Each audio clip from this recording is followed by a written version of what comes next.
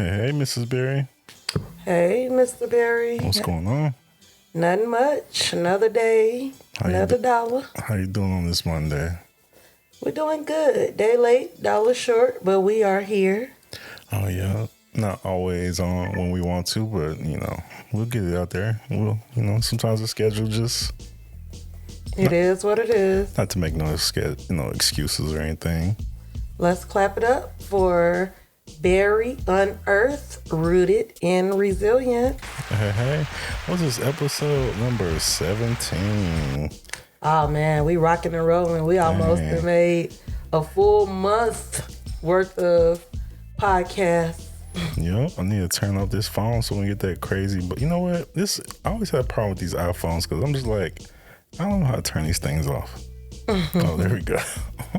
I think one time I almost called, they got the medical thing on there and I accidentally was about to call the police. And it's different from back in the day. I started dialing, it rang for half a second, but I didn't get no call back. Yeah, sometimes they be over. I think those call centers, the 911 call centers are overworked at this point, and they only send officers out for certain type of situations nowadays anyways. It's just crazy. It just seemed like the care about the systems that should have the most care is just... Hey, I'm not even finna talk about that system right about now. I see that system day in and day out, and yeah, it is broken. It's most definitely changing. I won't say it's going to be fixed, but it's going to be most definitely a different way of doing things. So what, we talking about the AI takeover? I think AI takeover, for sure, especially with a lot of... forward, progression. Yeah. I don't know what you want to call it. Some people look at AI as the devil. Some people look at it as the second coming of Jesus. I mean, AI is all the buzz right about now. And it's most definitely, whether you like it or not, going to cause crazy change. I didn't think about, a lot of times we don't never think about how change comes in and just really just change and the new norm be really quick. Right before cars, everything was horses. It was big $1 million industries, probably $1 billion industries, of course, across America about people getting on horses. But when the automobile came within 20 years, they couldn't give away a horse.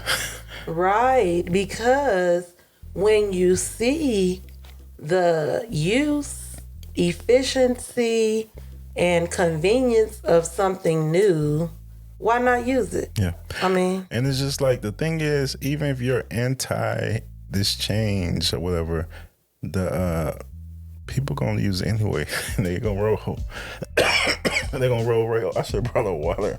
They're going to roll right over you on, cause of course, a lot of people, some things I don't like to change either, but if it's time for that technology to roll over it, it's going to roll over it.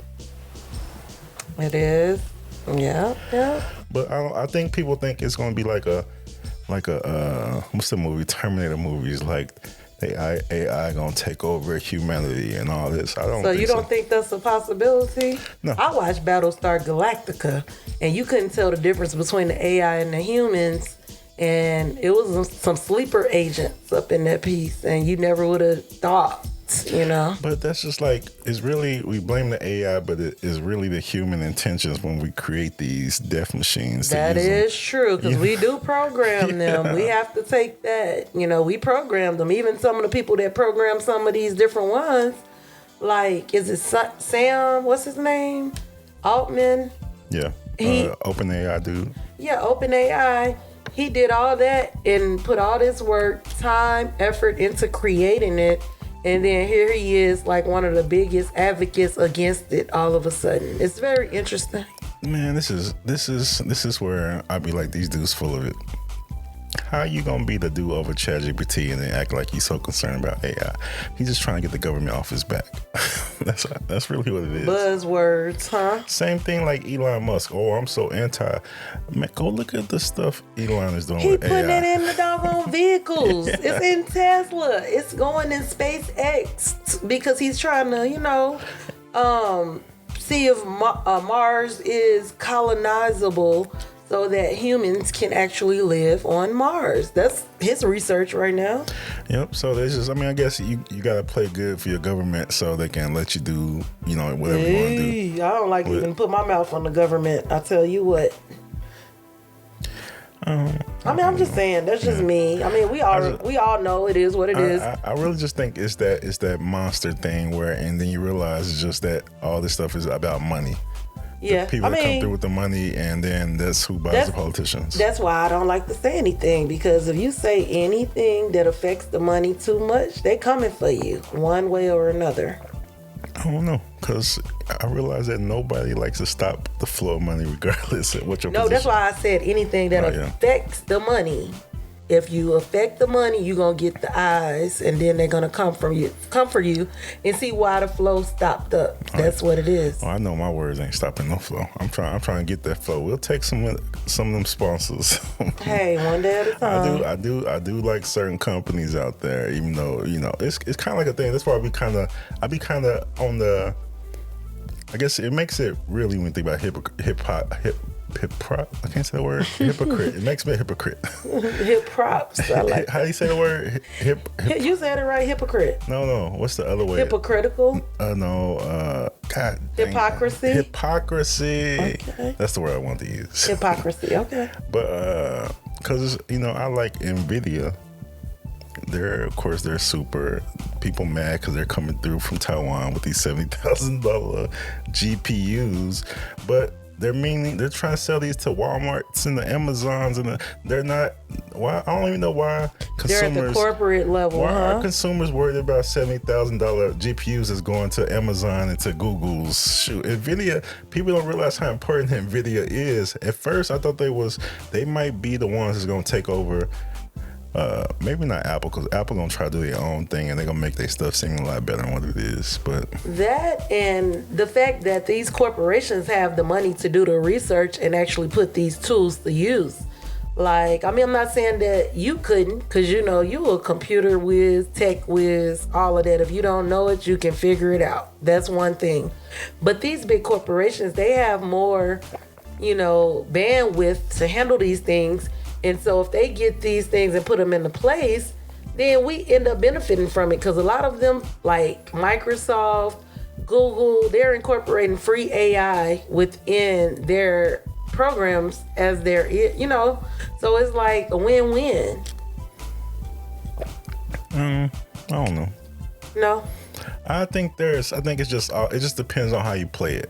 Like, if you thinking Nvidia gonna do all they can to make every single dime, yes, they are. That's really what all these companies businesses do. And even your local businesses do exactly the same thing. Exactly. And people know good well, if they had that type of inventory to push like Amazon, shoot, you be doing it too. They'll be doing whatever they could to get it out as fast as they can to whoever is willing to buy it. I still don't understand how Amazon make money.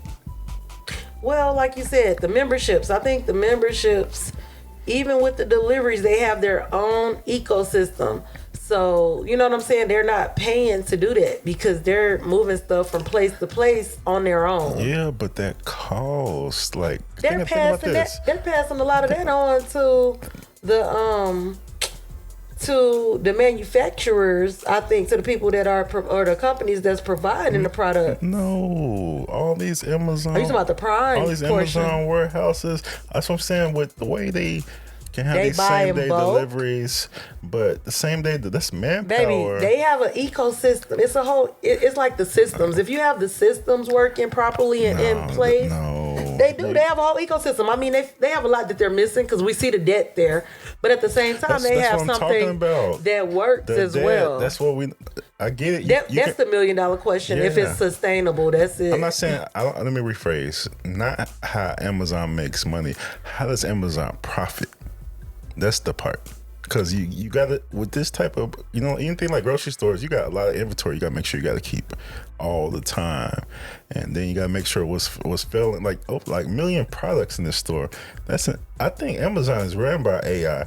No humans can do this type of inventory and make it. Right. You used to be able to call and talk to a person, but now it's much harder to do that. Oh no, Amazon just like, hey, here's your money back.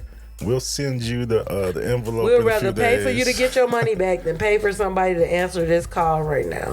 And Walmart is sick with it because if Walmart deliver your stuff to somebody else's house, you call them and they'll be like, yeah, we'll refund you your money.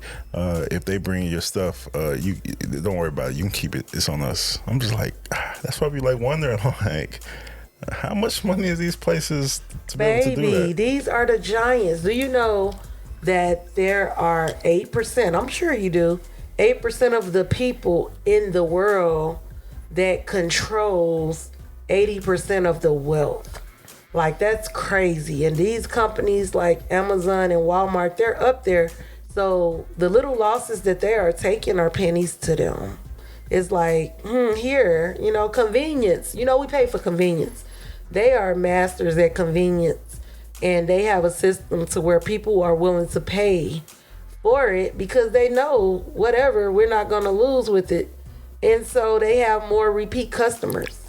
It just to me seemed like it just be some within all these super conglomerates. There's some, just the numbers just don't seem. I get what you're saying. That's everything. But it's not what I'm saying. I'm saying the cost to do business is what I'm saying. Yes, Amazon can run everything through themselves, right? Think about like a t-shirt company. If we run a t-shirt company, we have all the equipment. All this equipment costs. It costs to produce. Even if it's all ours, it still costs. Albeit it might be less, it's still a cost associated with every process that we do. You know what I'm saying? And to do like something so big like Amazon, and I know Amazon says because their numbers is showing like, Well, baby, think about them. They get money from the investors, the stock market. Yeah, baby, but profit. They're I'm talking about profit. Oh, okay. Because I was say they That's got like credit. They have all that. But if you don't understand, if you spending more money, eventually, you're gonna be upside down. That's what I'm saying. It's like, I mean, they already are upside down, I believe. But I'm just like, when does that? They're so big of a company. The government's not going to let Amazon drown. You couldn't. They'll bail them out like they did the banks and the airlines and stuff like that. So when it comes down to it, because it makes too much money. They bring too much money to the economy. That's what it is when it boils down to it. And then it's just like getting mad. I like to get my rants, my government rants, but it's just like you let this company build so big that at this point they really got you by the balls. You can't let a big super bank fall because they're too. I remember when I worked because it's gonna take the economy with it. I remember when I worked for a company. It was an insurance company, and they were branded "too big to fail."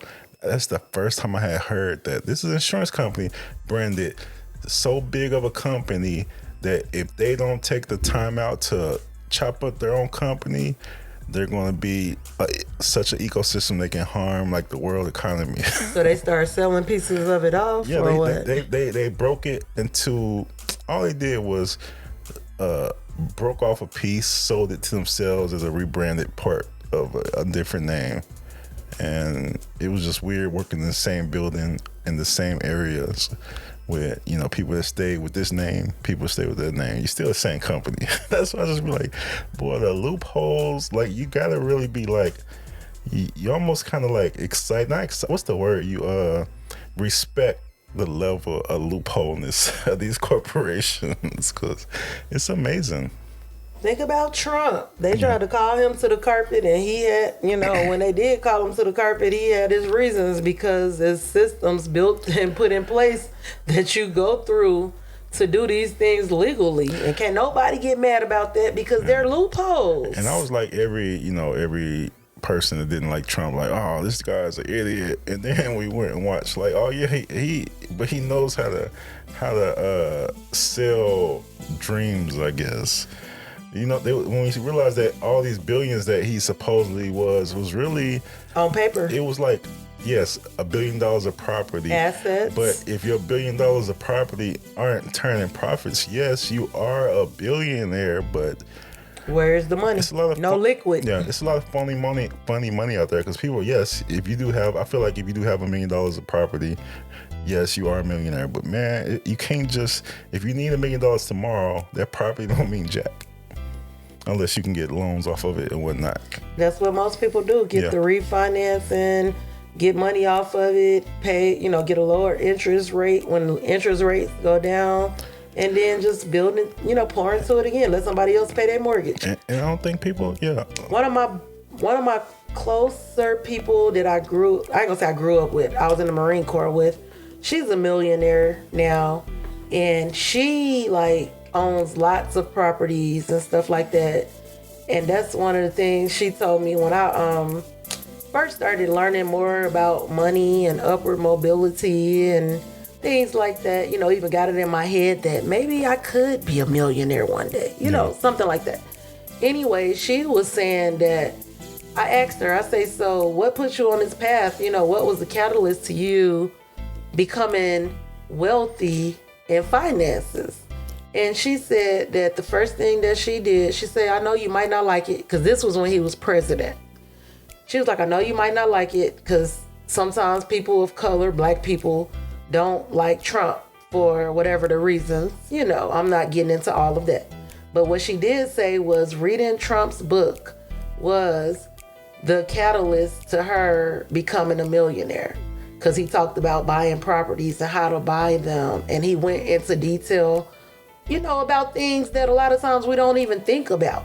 And I'm like, dang, I cannot knock that. If this man wrote a book, you read this book, you used it and became a millionaire, who am I to say anything about that? And it's a thing to do with us. Sometimes we get caught up in the motion of some life-saving information because of the person we don't like, which, man, able to pull away oh my God, what you dislike for someone and take the knowledge that might help you. Stop taking it personal. You always say this, stop taking it personal, because when you take it personal, then you can't even think logically. Like, some people will be giving you the gems, but because you don't like them, facts. You're not going to listen to what they are saying. You're going to be thinking about, I can't stand this mother. And you come back 5 years later, oh my God, why wasn't I listening to that? Because you couldn't hear it, because you was too in your feelings, and too into your emotions, and too into your, I don't like, to get the gems and the wisdom that could have cut your path, cut the trip down into half. Imagine how many opportunities get passed up based off not liking just because somebody don't like something. That is insane to think about. I'm telling you. I know, because I'm a person who I had to go and just you and me too. I had to sit back and reflect, why didn't I like this person or that person? Not that I didn't necessarily like them directly, but they made me feel some type of way on the inside that I might not have admitted. Yeah. And when it comes down to it, it's what about them is bothering me? They're not saying anything wrong. Is it jealousy? What is this feeling? It's all feelings. It's get over yourself, take the personalness out of it, and get the message, get the the valuable parts of it. Mm-hmm. Do not exclude something that can make so much of a difference in your life. Do not exclude the message because you do not like the messenger. You can miss the best message of your life. A lot of times, I only speak because, me as being black, and whoever was in the hood thought not really, we would never say it out loud, but you know how you always be like, oh, they ain't did nothing for the community. We really mean they ain't do nothing for me. It's a sense of entitlement in the black community that is I don't know, maybe it's the reparations everybody been passing down, telling us we was supposed to get through our history. But guess what? We didn't do that. We getting paid for what we do.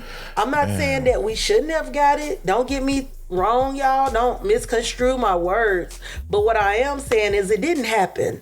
Nobody's coming to save you. So figure out what you want to do, what you need to do to get there, and do it. Stop talking about reparations. Stop making excuses. Start looking in the mirror. A lot of us hate to hear it, but when it boils down to it, you are the person that controls your destiny. Yes, I know we believe in God. Some of us believe in God, some of us don't. Stuff like that. And we say God has a part to play in it. Yes, I do agree with that. But I tell you what, God ain't gonna bless no mess. And if he even gives you the opportunity, if you have the faith, that's beautiful.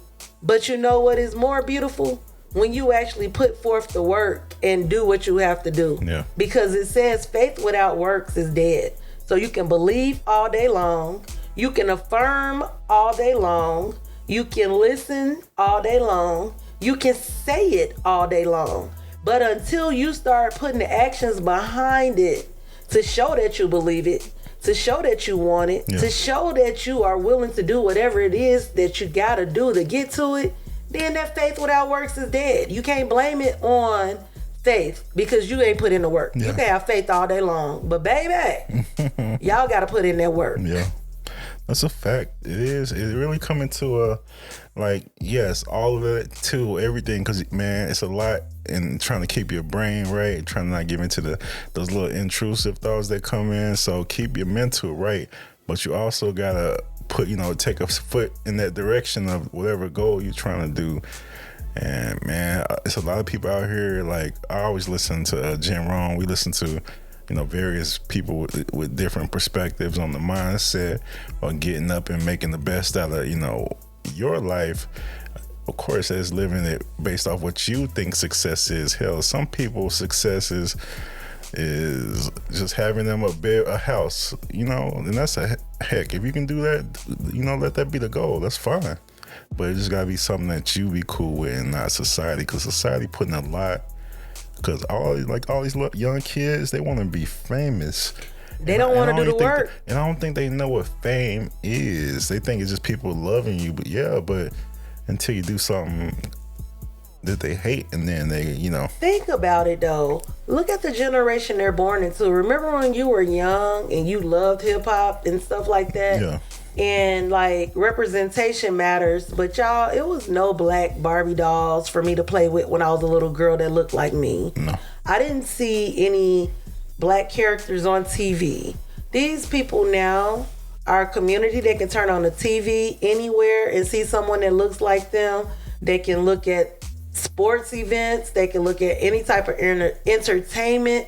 Heck, you can look anywhere because the culture is impermeated into this country. Like, we are here, And so with all that being said, sometimes they just want to be what they see. Yeah. What the media portrays, what the money people portray, what the influencers portray, what the popular people portray. And they don't even realize who they want to be because they're too busy trying to be what they've seen to be cool. And in my opinion, I'm sorry, I'm gonna let you talk. That's the reason we're having so much depression in the younger generation, because they're seeing snapshots. They're not seeing the work that it takes to get there, but they're only seeing the rewards. And so even if you get there, those rewards can feel empty if you don't even know your why. Like, why do you want this? Do you want this to look good or to prove something to somebody else? Or do you want this so it can mean something to you? I think we're back how you remember, like, you watch older shows, maybe like Civil Rights and the mama, they care about what people think about them to the extremes. I think we're back around to that. I don't think we've ever left that as a culture. I've had that pounded into me. I'm like still as a 42-year-old fighting those voices saying what you're supposed to be and how you're supposed to appear and stuff like that. Too busy worrying about what other people think of you by your exterior. That don't even really matter, because what matters more is what's inside of you. But when I mean like how back in the day when, like, we used to talk about in the hip hop, we had all these artists was trying to be unique and be different and not be the same. So you kind of found your own mountaintop like within your niche. own style. But now these dudes all look the same, dress the same type of music. For the most part, the majority. Same chains, same jewelry. So they are forced to be a caricature of the culture without defining their own, within. So, I mean, of course, that's overthinking what's happening. But I blame the labels a little bit for that, because they started taking people's original art, original lyrics, original everything, and putting their spin on it and making them change it to the fact that they had to change who they were to sell records instead of doing it for art. No, man. Some people they chose to do that. That's true too. But some people, like we saw Jimi Hendrix, it took the life out of him getting his work control, his artwork, not being able to be free with his artwork. Some people just want to create. But if you want to create, just create. Go create in your basement. He wanted to be out here with these business people and not pay attention to the business. So what the business people do, like I'm saying, it's like that's the disconnect. I get it. It is. It's jacked up. The game is cold though. You know, the world is cold. Especially when you're young, you're impressionable. You just see that money and the fast money and the limelight and the fame. You jump at it so fast, then you don't even know what happened when you're disappointed. It's some comes with that. I don't know whether if it's a universal thing, but people that get that quick, fast success is always like a heavier price. I don't know. What I've heard with all of them is always, I made it.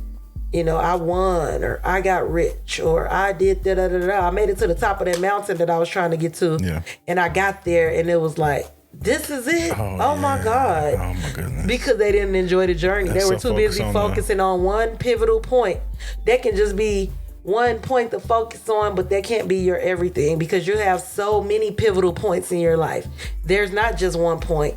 There's many points, and there's always a journey to get to that next point. And as long as we're living, we're going to the next point, and hopefully we're growing. Yeah. And so that's what a lot of times they don't realize. They're trying to be this or what they see, or they think they've already arrived. Well, what's next? When you arrive, what's next? Yeah. It's like you know, I know Chris will be tired. Everything I talk about is some type of sports. For a person who I don't watch much live sports, but I do watch a lot of back end stuff. But it's just like, listen, you're a number one college draft pick, right? Yes, you are at the pinnacle of college, but now you come to the pros. You gotta learn to play like a pro. You still gotta get in there and learn some stuff. You gotta level up. And then these dudes, they get older. It's time for retirement. Oh, now you still want to be involved in sports. You got on the back end. You gotta learn how to talk and all that. It's like every level you gotta still constantly learn. Yeah. That's why I see some people that still like why they never, because they were upset. They were angry. And I know a lot of times I like to take the viewpoints of the angry, the outspoken, but at the end of the day, they don't do nothing but hurt themselves a lot of time in their future and their legacies off of a point that, you know, a lot of times just a point of view. A point that's temporary, because the only thing that really lasts and that matters in this life is the dash in between the birth and your death. Those are the only 2 points in life nobody knows. Nobody knows when your life is going to start. Nobody knows when it's going to end. What we do have control of is what we do with the dash that we have. Yep. And that's just points, different points. And in the big spectrum of things, it's like just the minute point. To be honest, like I know it makes us feel insignificant if we think about how little we are in space and time and creation.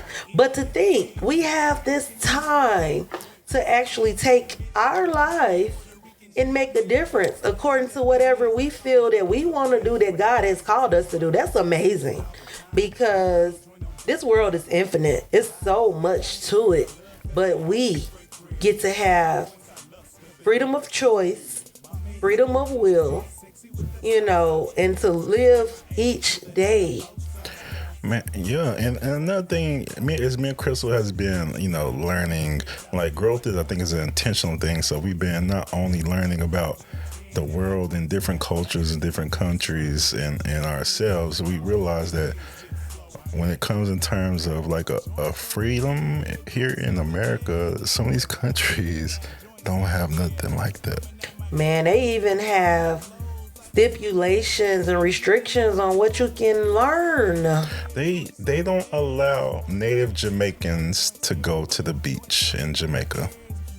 Yeah, and I just found that out. That was nuts. Yeah, they put the hotels there on the beach. You know, took over the property, confiscated it pretty much. Which that's what they do on all the beaches in America and everywhere else. But at least here, they're public for the most part. Anybody can go for the most part. For here, you're not keeping no people out of no Florida man out the. Not off of the South Carolina beaches, California beaches, any of them, Texas Florida, beaches. Remember when they shut down Florida and people were still going to the beach? Man, that's like and that's a rite of passage, a way of life. It's like, how can you have this beautiful water right there on the sand and not go there? You know, that's just crazy to me. And that's why I'll be saying, people, we talk about the BRICS. I understand a lot of times we so upset with America because, you know, I get it, man. I'm probably one of the most upset brothers about America. I'm trying to shake that because it's really petty for me to be so upset. As if all these opportunities. I'm not that being upset about things I can't do nothing about. Yeah, in this stuff short you can't life, control. because there's a million things I can affect directly, and if I get so caught up on the things that, yes, these are hot topics, but everybody know these things. You know these. The thing that gets me is people pretend like they don't exist. Yeah, it's like, yeah, they do exist. I don't want to give them too much attention, and I don't want to play like it didn't happen. It is a reality. It happened. Okay, what do we do now? You know, what do we do to move forward? How do we get past this? How do we make this world better for our children? No one ever talks about this stuff online. I mean, of course, you get like occasional. It's too many arguments, too much hate. Like, people can't hear each other's hearts because they're too busy trying to prove a point and oppose and be right. You know.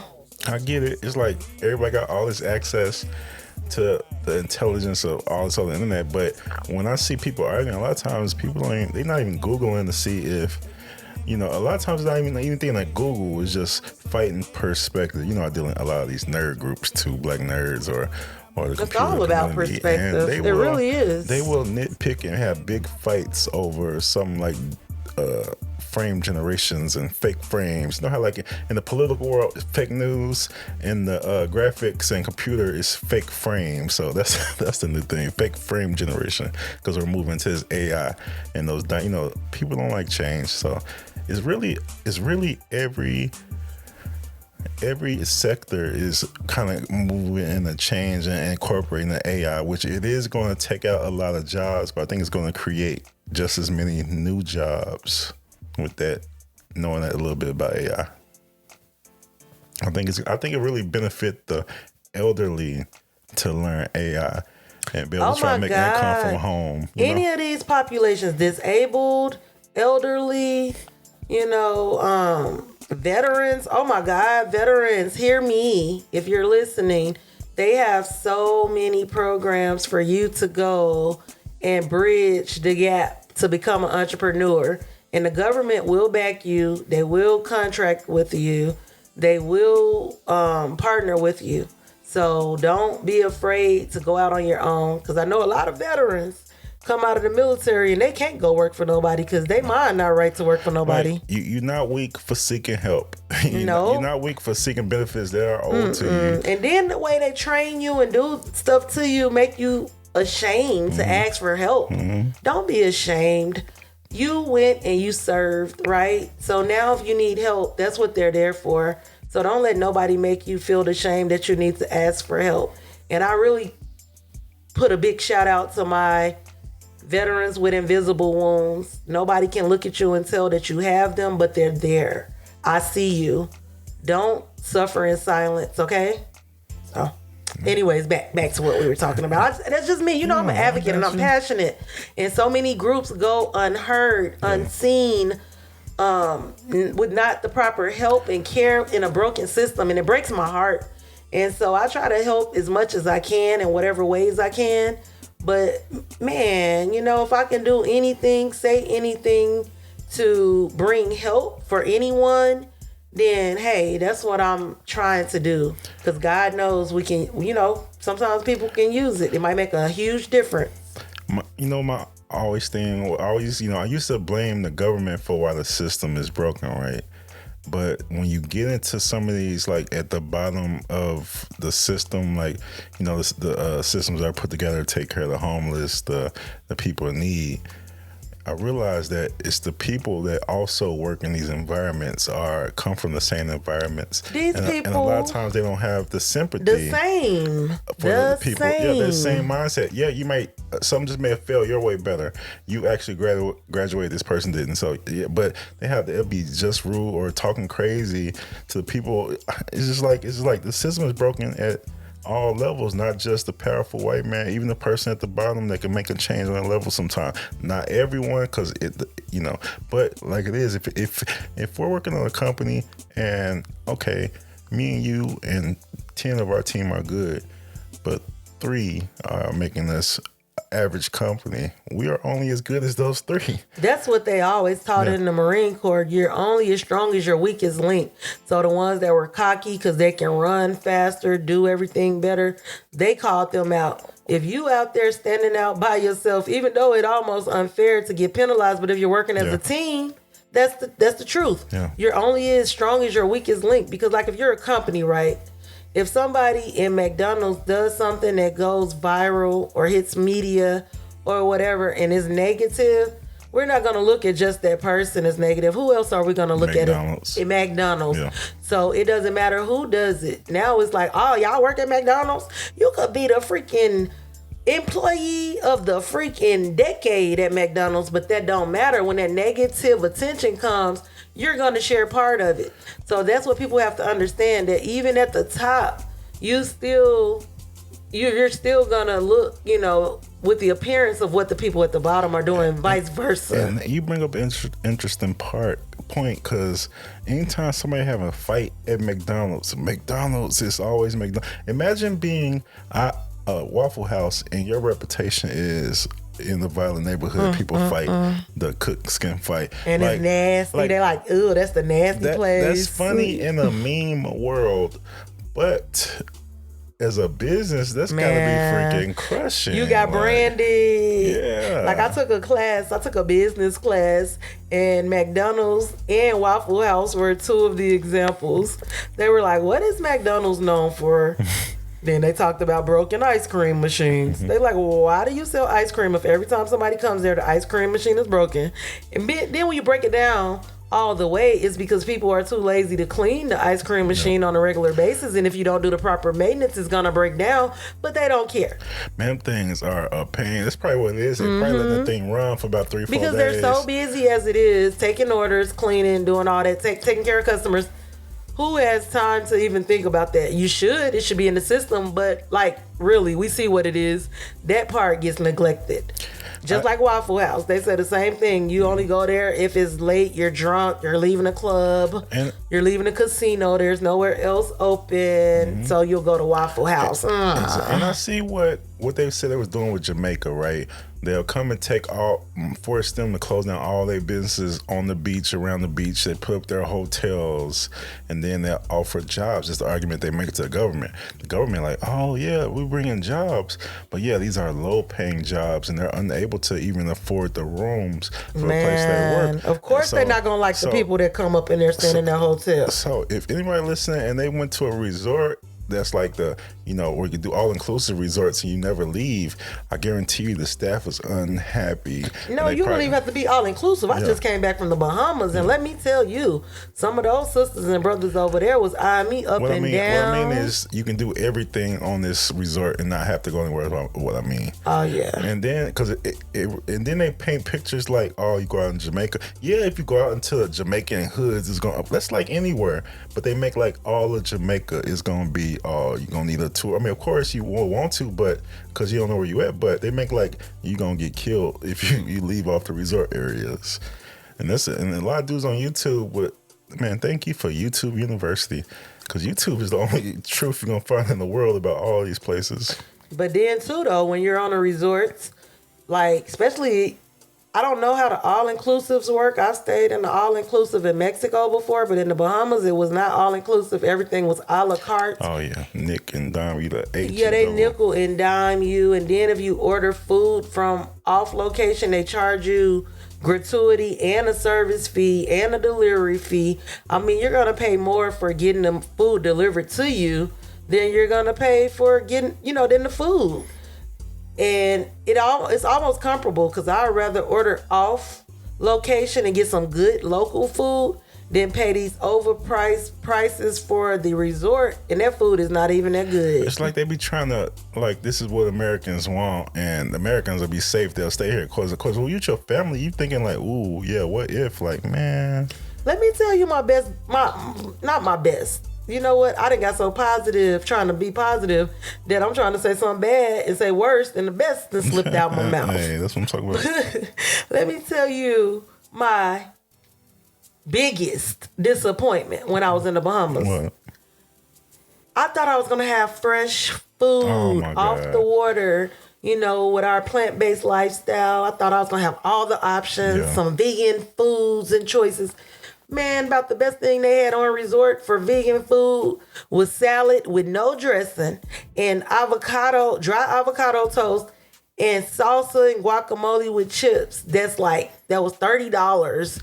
And it was nasty. It didn't have any flavor, any taste to it. I mean, that was the best vegan option I had on location. So I went off, not that far, to a smoothie place that used to be on the beach, but they had to move because of the resort. That was the best thing that I had there. The best food was off location, not too far from the resort, but it was a little bit in town. It was so good. The best plant-based food. None of my options on the resort were worthwhile, but going off the resort was worth it, you know. I bet if you would have booked off resort and actually within you, it would have been probably a big fraction. Well, you live and you learn. I got to have that experience, and I'm done. I've had it. I'm good. Because them videos online, they really do put the Hollywood theatrics. And it looks Hollywood. Yeah. I'm not even gonna lie. Like it was a full water park there. It was so beautiful. I don't know if I've ever been anywhere as beautiful as this before. But at the end of the day, when I need a place to lay my head and some food to eat, I would rather stay somewhere reasonable that's not trying to overcharge me and rude because they are taking advantage of tourists, you know. Man, they take what was we watching about Dubai and how they was taking the passports for you to work there and they take you prisoner. Pretty much you're their slave, because if they take your passport and you can't leave the country, then yeah, you're their slave. They be like, if you gonna work here, we gotta take your passport, so you just can't leave. Like, this is really like, I be telling people, they be so caught up on some of these countries. They're like, man, you really gotta look at the economics of a country to be a deciding factor. Ooh. And what you're willing to deal with and what you willing like I ain't gonna lie. Everybody's about travel. And I used to love to travel, you know, went to the Marine Corps, used to travel a lot, had these last 2 babies, slowed down a little bit. Just recently started back traveling a lot more in the last year. And now I'm like, ooh, it is overrated. These airports are overcrowded. Customer service is horrible. The dealing with the people is horrible sometimes. I'm just like, okay, I'm not trying to put a down spin on traveling, but I was like, what am I trying to do? I understand and I enjoy the traveling part, but all the things that come along with it, nobody ever talks about those. I think people need to try road tripping again, because all this, plane stuff, and it's just, I like road tripping. And people unhappy in the planes, and all the wild videos of people in the planes, and just like. And it's true. Like, I had to leave a full 24 hours later than what I would have normally left, even though I paid for the price. The same price for the ticket up front. Yeah. It was the airline's fault. I still had to pay the extra day for my room in the Bahamas and everything else. So it did not even matter. And the airline was like, too bad, so sad. I don't care if you pay for extra insurance. That's on you. And so, yeah, I'm like, whatever. I'd rather road trip, rent a car, and go and, book the stay at a hotel and get the sightsee along the way. Yeah. But yeah, I actually want to do a camper. A lot of people doing this camper stuff. I remember our road trip to Florida. That was crazy. I was pregnant, morning sickness. That was crazy. And when we did a sedan, we should have like a SUV or a van. Oh, next time we doing a van. We doing a big SUV or a van for sure. And then make it a thing, like a multi-state stay, like intentional, Yeah, like every day, go get to do sightseeing somewhere different. Because I could say I've been to these states, but most of these states I have not explored. So can you really count it? Well, when we went to, was it Birmingham? We actually went to the Dr. Was it Birmingham? We went to Dr. King. That's Memphis. hotel. That was Memphis. When we went to Memphis, Tennessee, we actually stayed there for a few nights. Yeah, we went to the hotel. So we did see. I mean, we tried some barbecue. And so we went to Tunica. If you from Memphis, the barbecue was alright. Look, I put my husband on rallies in Tunica, y'all, at that time because we were still eating meat. He was in love. I ain't gonna lie, man. That was like something different because we, here we got a lot of fast food here, but the same old commercial like stuff. Not now. Now, since we don't eat everything, they have everything, and people coming from every state: New York, Chicago, California, opening up stuff here. Atlanta. I swear, every day it's a different wing plate. That was, I think, wings. Wings and catfish. Yeah. It was hard to find good catfish. Yeah. Then it's like soul food joints. Like, boy, it wasn't probably meant to be. That's why we had to get off before all these. We probably would have been about 600 pounds apiece. I ain't even lying to y'all. I'm still over here trying to get myself together and get ready to get back into, one day at a time. Yeah, most definitely. That's why I'm trying to overwhelm. I'm proud of us. We've had a hell of a year, y'all. I don't know if we say it too much, but sometimes when we look at each other and we look in the mirror, we like, dang, I can't believe we still here. And we actually surviving and thriving in this because this year was. Woo. I have to tell you, like, we still in 2023. Like, I was like, it feel like a whole nother few years ago. Like, God darn. Like I swear to you, like January seemed like about 2 years ago, January 2023, and it's just crazy. It's just. I think October. I blocked that one out for sure. It's like it was just so much. We was most definitely not able to really focus on the moments, Of course, the stuff that was happening, yes, we focused on that, but it just kind of seemed like a blur, don't it? We were just going through the motions. When they say going through the motions, like moving from point to point and not even really realizing it, that's what we were doing because we were doing what we had to do to get through the rough times at that time. It's like we just kept it moving. Yeah. We still, we did what we need to do, what we had to do. Probably not the capacity we could have, but in some aspects, we human as heck. In some aspects, we kind of pushed through stuff, though. In some aspects, we pushed through stuff in a lot of aspects. This whole last 12 months was nuts. The last 18 months has been. It's just been a lot. As soon as we started pushing forward in our personal lives and together, then the universe started pushing back. Like, man, do y'all really want it? Do y'all really want it? And then you ask yourself, do I really want it? Right. It's like, you know what? Hey, y'all can have this back. You know what, God? I changed my mind. Here, you take this back. Let me go back over here and do what I was doing, and we gonna be all right. You say that. What Mike Tyson said, God give you everything you ask for to punish you. I'm like, God. Right. Dang. That's the saying. That made me think of this saying too. Yeah. If you wanna hear God laugh, tell him your plans. Oh my goodness. So it's like we be thinking, have it all planned out in your mind.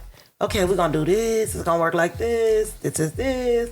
And it don't be nothing like that. And you feel like you on the upside down roller coaster half of the time and you don't even know which direction the roller coaster going in. You ever look back and realize you completed a goal you didn't even stop to even check off?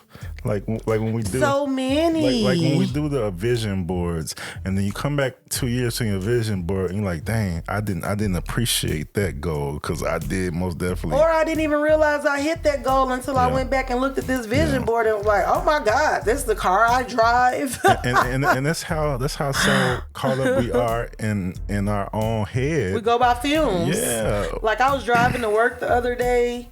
And next thing I know, I don't know where I was at. I was like, I passed my turn a long time ago. Maybe subconsciously I didn't want to go or something because I was just talking to you and I looked up and I'm like, where in the hell am I at? But same thing. If me and you having a deep conversation and driving, I'm missing all the exits. That's with me in the car. And I let you. You be like, baby, why you let me? I be like, that's us. We be inside. We be so into our whatever we're focusing on at that time that nothing else really exists. Like, and that's kind of scary. I'll be safe. We be safe on the road. So that's almost like a way of meditation, though. It's almost checking out. Like I'm gonna tell this little joke. One of the ladies, she's a pastor now that I used to attend ORU with. I was like a youth leader and I was a mentor to the young people. And so her niece and her nephew, they were my mentees, and I would do stuff with them sometimes. And so we all worked together, and they were talking about if you pray they just recommend you pray when you're not driving. They said that she would be like, okay, let's pray. You know, Lord grant us traveling mercy. She'll be driving and she'll close her eyes and start praying. They'll be like, wait a minute, auntie. I'm like, oh my God, yes. Let's focus on what we're doing at this moment. We get too into the conversation sometimes. Yeah. But like you said, we're safe. Like I'm not driving off the street. I'm not doing anything dangerous. But I've lost all track of time and everything. Just all I realize is that conversation at that time. Most definitely, I constantly check my mirrors. So because these people out here be driving like they don't care about their lives. And then I have people coming into oncoming traffic towards me a couple of times here in Tulsa. I'm like, what the HE double hockey sticks? I saw somebody go down like a 4-way, one-way downtown like a couple of months ago. And then you could see on their face after they turned, it was too late because they had already committed to that turn. They was halfway down the street, eyes open and buck, mouth open, sitting up straight. Like, yeah, now you gonna pay attention. What you gonna do now? Mm-hmm. My mom always told me when I'm driving, I gotta drive for the other people. That's what I'm driving for. So that's what my old pastor used to always tell us. He'd be like, Joe Blow went to his grave defending his right of way. He was like, that's what happened when you try to be right driving. You better try to be alive driving. Man, that's why I may drive like an old person, but I'm not rushing. Am I better safe than sorry? I say that to myself and the girl. Somebody got a problem with me driving? You can arrange your own transportation. You can get another ride. You can do whatever you need to do, but I will guarantee you, if I can do anything within my power, we're going to get there safe. Yeah. I'm not speeding and I'm not doing crazy stuff. Safety first. I've been in a car with people that back up on the highway the wrong direction. I mean, I'm telling you, people do questionable stuff that make me be like, I don't even like to get into cars with other people. Like, you survived this long? Like, how? Like, how are you surviving out here? You're the reason I'm scared to come out here and get in my car and drive on the streets.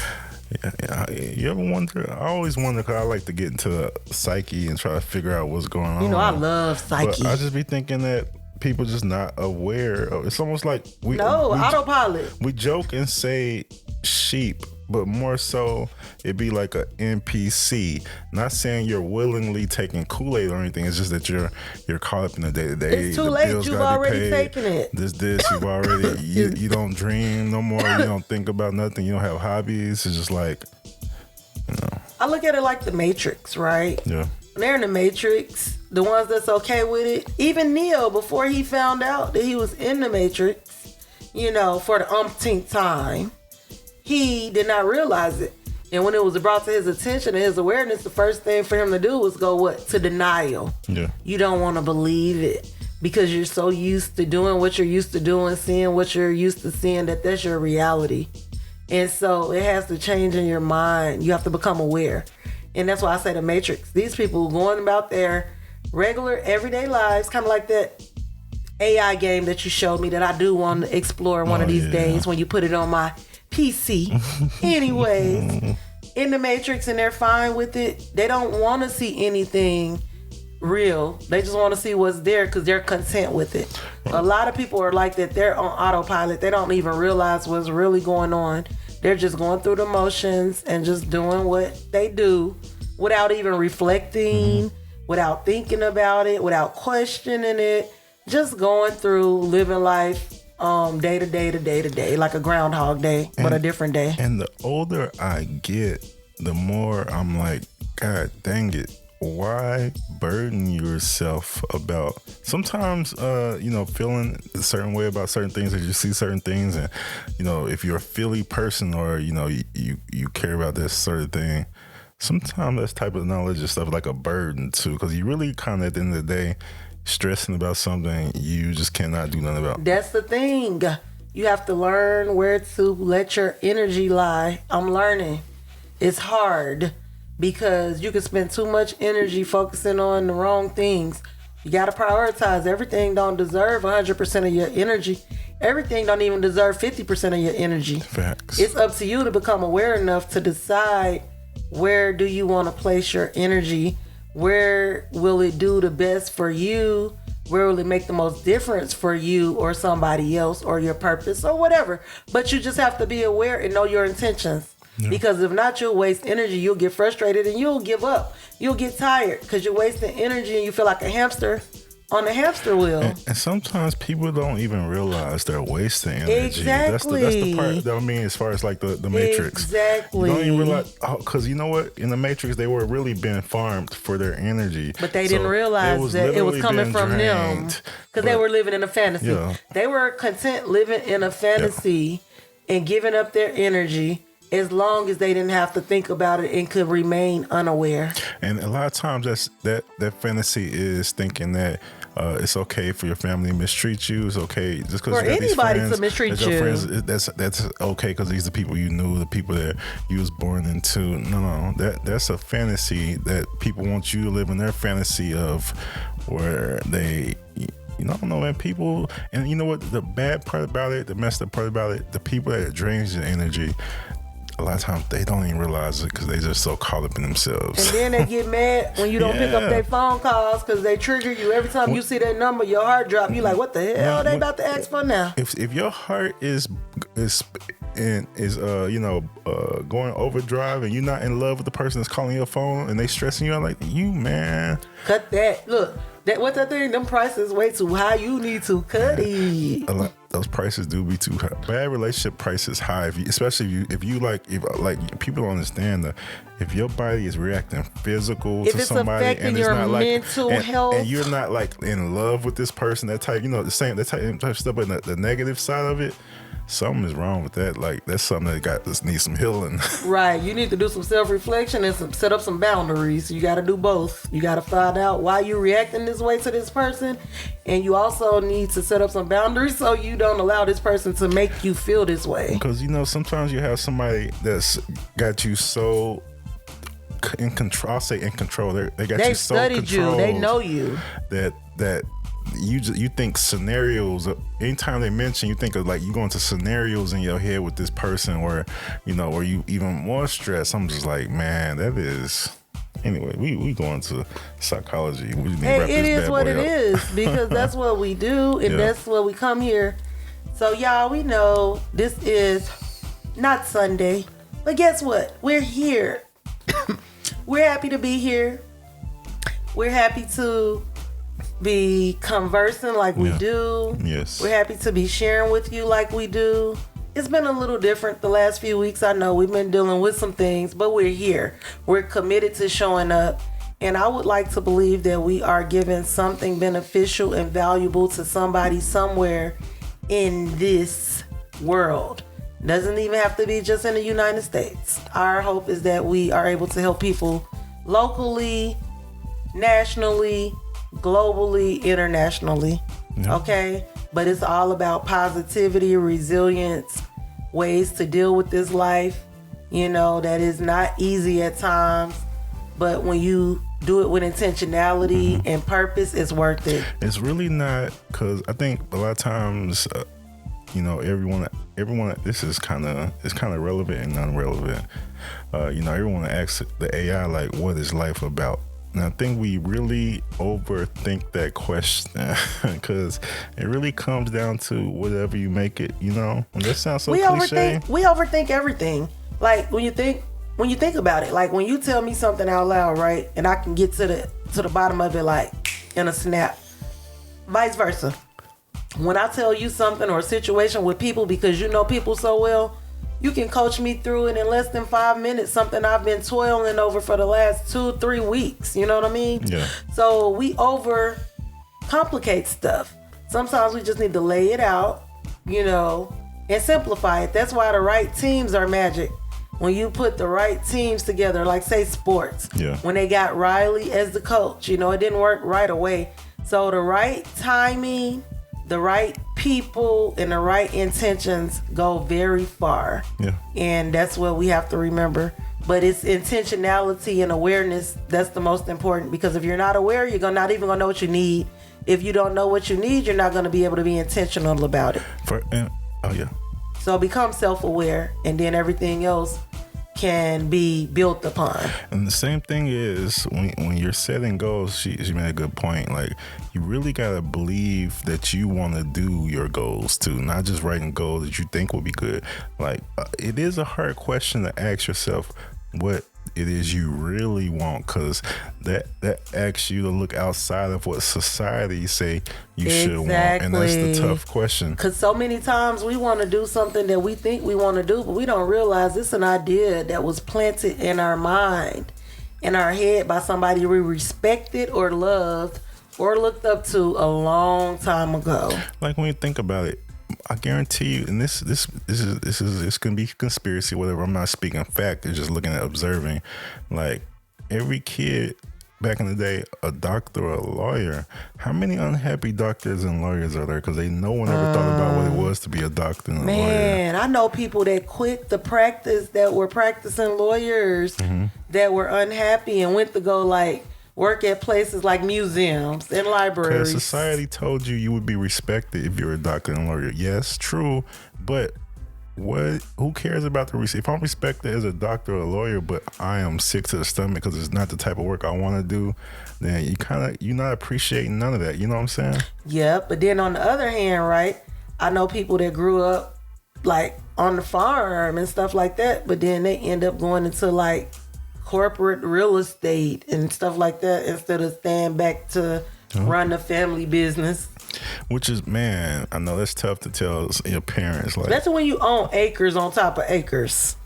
And I know it's real tough for the people who got parents with money that are paying for education. Like, no, you gotta this if you want me to pay. Like, you know how rough that is? Like, you want to go to college, but your parents are like, nah, you gotta, this is your major. Or you on your own. So that's one thing I never had to worry about, because I had to make my decisions. Nobody ever told me what to do. That's why I ended up jumping into different majors in college and stuff like that, and kind of feeling my way through.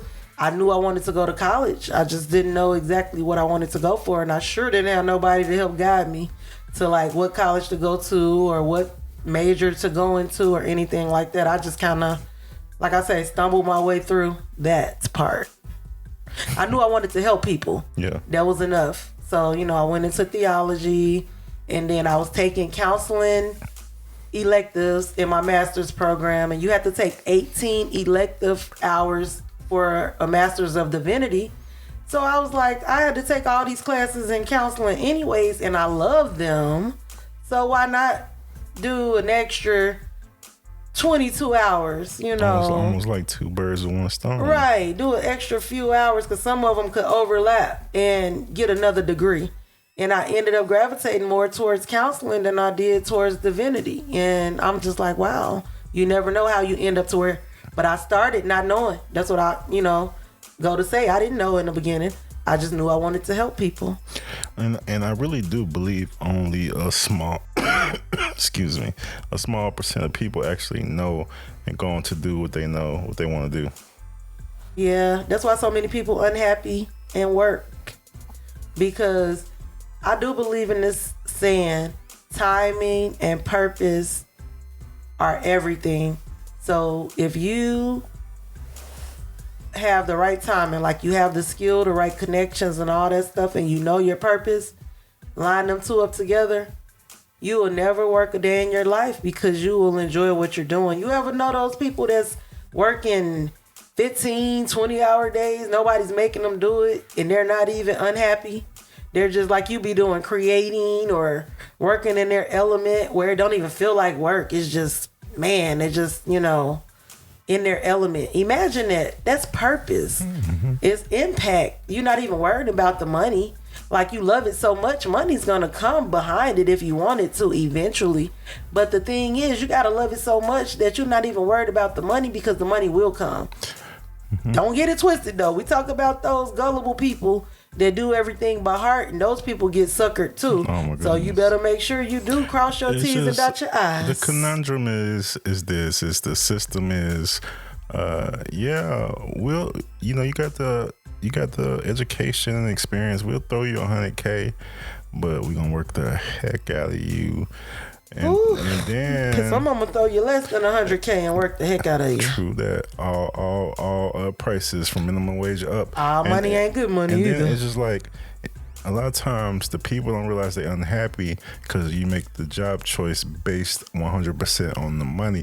I guess people don't think to ever move up in the company. I think they think this is it and this is where I'm gonna start at and that's it. And people don't know their value. You know where companies got smart at? You know how before you could always move up in the company, and then it was by experience. Then they started throwing education on it, so they started feeding people into the education, and then it started being education and experience. So you're too educated but underqualified, or you're too qualified without enough education. So they always gave a reason, and then they started capping careers off. Where it used to be unlimited through internal. Now they'll go external and hire in management, make you feel some type of way. So they make you think in your mind you can't go anywhere, which is true. You probably can't go anywhere within that company or that organization, but you got to be able to think beyond that so you don't think you're stuck and that's it for you. And then it's like the way they interview the people, where they interview everyone exactly the same. And then we all go to YouTube and LinkedIn and watch the videos. We all know how to answer those basic questions to get a job. And then it's just everyone goes there and do the same exact thing because they're given the same exact questions. That's the honeymoon stage. How can these companies pick a real candidate? If the whole process is robotic that we all watch and study. Baby, that whole system is broken. Just like, I work at a group home, and so a lot of things that we do are based on records, right? Paperwork, keeping up with documentation. But if we were to look at that documentation and only see that documentation, we wouldn't see that person. Yeah. And so we have to be careful not to go too much on documentation and what somebody looks like on paper and see who they are for real. And so we got to do the same thing with these resumes and interviews. Whatever this resume is a snapshot. And this is a snapshot that's going to show the best. They're not going to show you their weaknesses. And that's the thing about, I think it's going to be the problem, could be the problem with the AI. If we going 100% off the data and not the person, that could be, you're dealing with people that could be rough, because paper says one thing. People are multifaceted depending on what area, where they are, where they at, what environment, And they're fickle. They can change their minds. They can want one thing today and tomorrow they can want something totally different.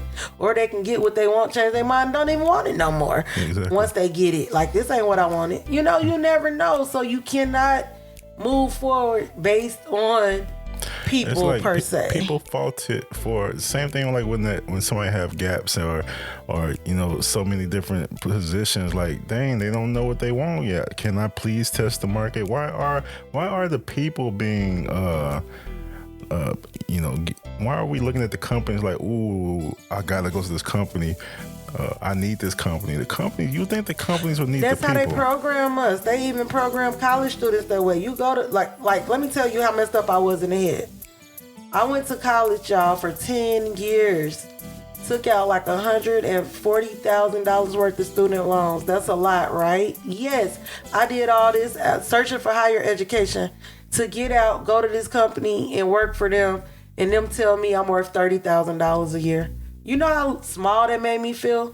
Like, I didn't even make enough to hardly cover the minimum payments for the student loans that I had acquired going through college to get this education to build this career. So that can be disheartening and discouraging. And you know what? I'm gonna add the conspiracy. I say conspiracy, but I swear to you, you can verify what I say. But the thing people don't want to say is the college market is over flooded. It's too many because degrees they've been telling everybody to go there. Jobs. Yes, for the past 50, 60 years, people been going getting degrees, and that's where our weaknesses are. What we need in America, y'all, we need manufacturers. Most of our stuff comes from overseas. Nothing against overseas, but we need to be able to build our own and do our own here. So we need the manufacturing people for sure. What else we need over here, baby? I don't know what we do over here other than make money. Because we outsource everything. And like as far as we need tech. Okay, yeah, Votech, that was where I was going.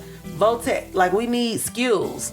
We need to not have just it's gonna be, I tell you what, with AI doing what it's doing, and us thinking maybe it might eliminate some jobs, we're gonna go forward, propel forward so fast that it's gonna eat up a lot of jobs, and it's gonna be oversaturated. So if you don't stand down in AI, you're gonna be looking. I don't think that's the problem. You don't? I think just like we changed over from horses to cars, it's gonna change over for different jobs. Right. That's exactly what I'm saying. And the people, the skills. Yeah, the people who are scared to learn about the AI, they're gonna feel like all the jobs were taken away. The people who are learning about AI now is going to see those new opportunities and jump right in without competition. Right. And I'm speaking to the ones who know they need to learn AI, but probably won't, because we know how that goes. The skills. You need to pick up a skill. Votech something. Welding, that will be needed. Engineering. Always need people in hospitals, places like that where you're going to have to go, like group homes where there's 24/7 care needed. Nursing homes, we're still going to have those places all the time. So find the skills that are needed within these type of confinements and institutions and systems. That's what we're going to need over here. It is the world. I realize now it's not that the whole world is always broken. It's always some part of the world broken, but there's always some areas where it's actually working, and you can see those progresses, and those are actually in tech. Tech is still leading the pack as far as the tomorrow, and that's really, people need to be paying attention to the tech. If replace your political news with tech news, you get a whole different it ain't like a nerd. It's about, because these are big corporations, and they're showing you how the world is moving and how they're affecting all the industries. That's the thing. We've been on here kind of long, but I'm gonna say one more thing before we go on and close it out, because these people gonna be like, dang, they miss us that much. We do miss y'all, and we miss doing the podcast, because this is where the magic happens. We just had so much on our mind. But anyways, for a woman that used to say, I'm not good at tech, I'm not a techie, this man has got me tuned into tech to the point where a year ago I was considering going into the tech industry.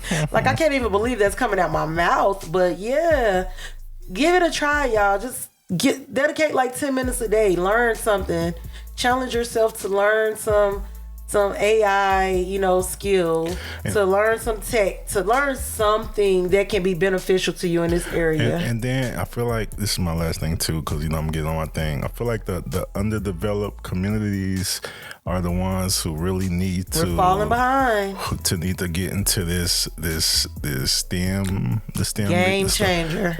It's really not. I mean, you know what? It's just, I say that, and it really means that some can, some won't. I understand that, but I speak as if everyone can, because I believe everyone can. Of course, not everyone will, but some don't know that this is happening. Some people don't know.